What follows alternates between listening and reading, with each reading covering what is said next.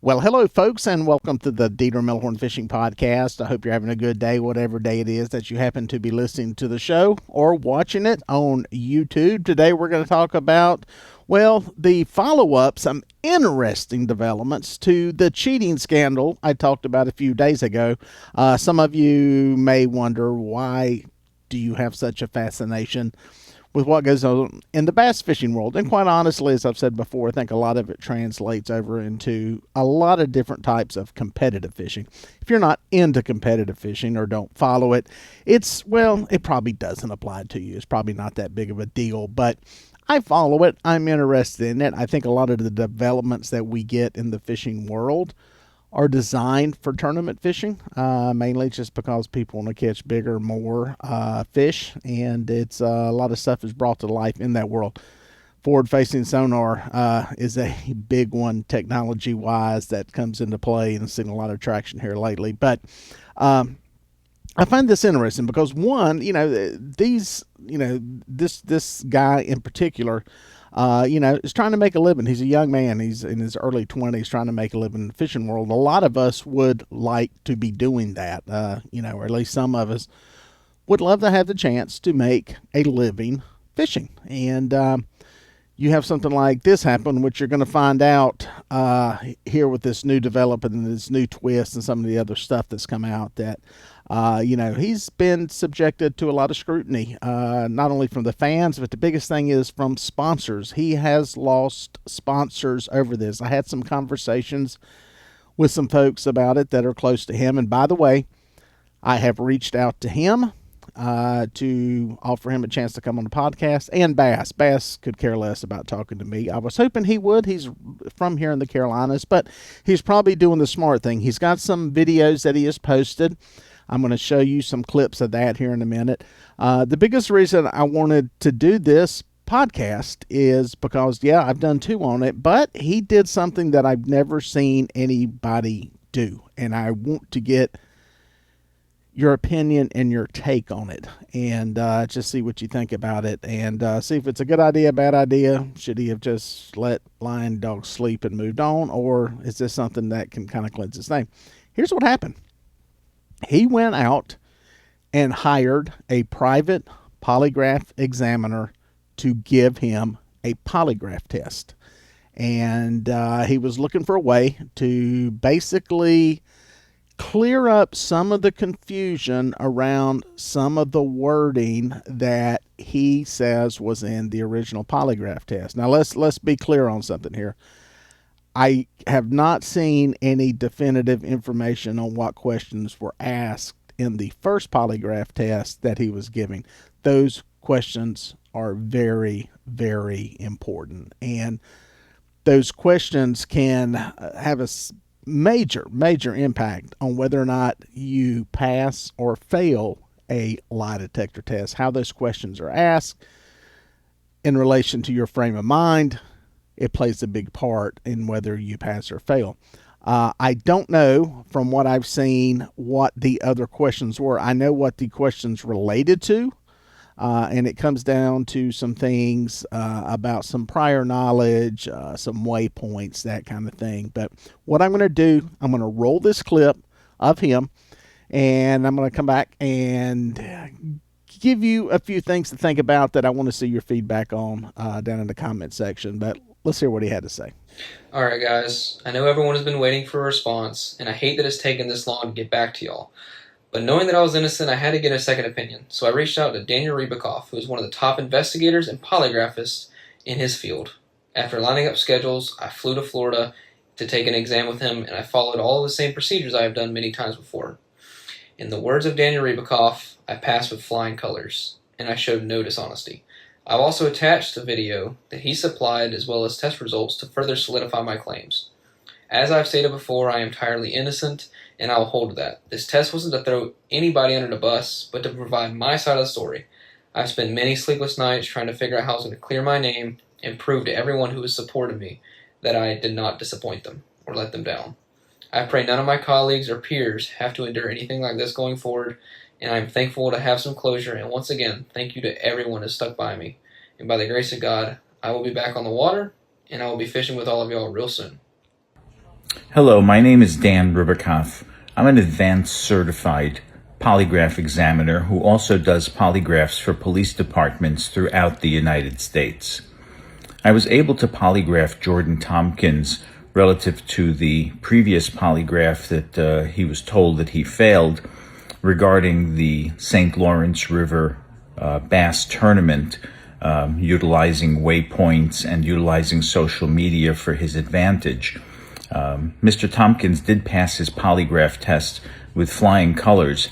As a matter of fact, he was a +4 and a +5 on the respective questions. He does need a +1 or higher to pass and a -3 or lower to fail. Selecting the proper polygraph examiner with experience and advanced training is very important when it comes to taking a polygraph test. I've been conducting polygraphs for many years. I was the host of a TV show called The Lie Detective in the United States as well as in Europe. It was internationally syndicated. I was also the polygraph examiner for the Steve Wilkos Show, which is an NBC Universal production, for 12 years. As I mentioned before, I am a polygraph examiner for police departments, and I'm also on the expert panel for the city of New York for polygraphs as well as private investigation. Thank you for your time. So there you go. Pretty impressive. He seems pretty adamant in, well, convincing people that he's telling the truth. Spend his own money to go somewhere to have a private polygraph examiner give him a polygraph. Do you think this is a good idea? My personal opinion is bass could care less. They're not all of a sudden, in my opinion, going to miraculously turn around and change their mind and go, oh, yeah, you're right. We should have done it that way, and you deserve to pass the test. I don't think that'll happen. I think this will be probably on their part forgotten about. But apparently they are changing some things in the wording of their rules. One of the two of the podcasts that I listen to from the bass fishing world are two YouTube channels I invite you to check out. I've mentioned them before: Cerebral Tackle and Get Your Fish On. Both do the same type video podcasts that talk about stuff in the bass world. It's some stuff that's unbiased because they really don't have any ties to bass or tournament anglers in the sense that they got to fish with them every week. These are non-competitive fishermen that are doing these shows, and you get some really honest insight that can be quite abrasive to some people in the industry. But they were mentioning some of the stuff going on there with with whether it's a good idea or not. I invite you to check those out. I'll put you links to their podcast down in the comment section where you can go check them out. But are you doing more damage than good? That's the tough part here is, this guy's got to go back. He's got to fish. He's got to compete again. And, it makes you wonder, are you convincing yourself more than convincing anyone else? Is it just something to forget about and move on?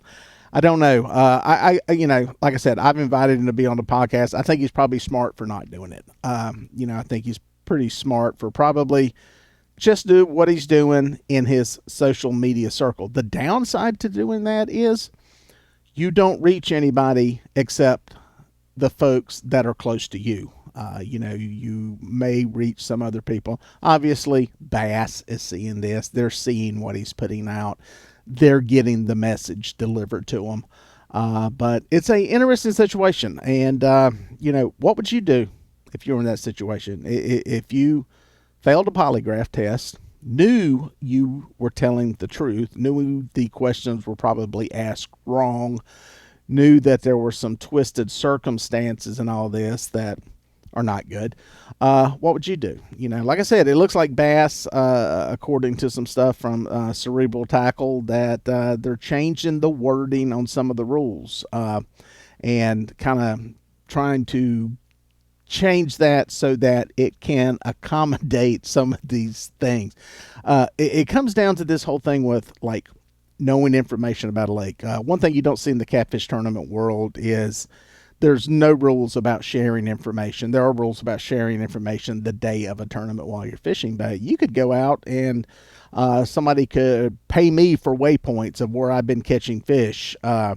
when I'm out there guiding every day. You can't do that in the bass fishing world. You can't even talk to people about what's going on the lake. I think you can talk with other competitors, but you can't be going out and soliciting information that is not publicly available. So, it's one of those things that's hard to enforce, hard to police, and it's going to be it can be tough to figure out outside of using a polygraph who is cheating, who is doing this stuff. So that's the update on it. I'd love to hear your feedback on it. I wanted to kind of give him a fair chance here. We talked about this when it first happened. So I think it was fair to give him another chance to kind of get the word out, speak his side. Again, Bass is welcome to come on the podcast too and talk about it. I don't think they will, but I always extend that to anyone that wants to be on the show. But I'd love to hear your feedback, get some information on you, see what you think about it. And hopefully it's something we can all kind of learn from, especially any of us that are going to fish competitively in tournaments, thinking about it. And just making sure your ducks are in a row so that if you ever are in a situation where you may be polygraphed or questioned about something, you're doing what's right, your head's in the right place with it, and you have good intentions. I think a lot of that comes down to taking one of these tests is just, are you truly doing everything above board? Are you dancing on the edge a little bit there? And that's where the nervousness and everything starts to come out, and what's going on physiologically when you're taking one of these tests. So something to think on, something to ponder on. We'll catch you guys out on the water.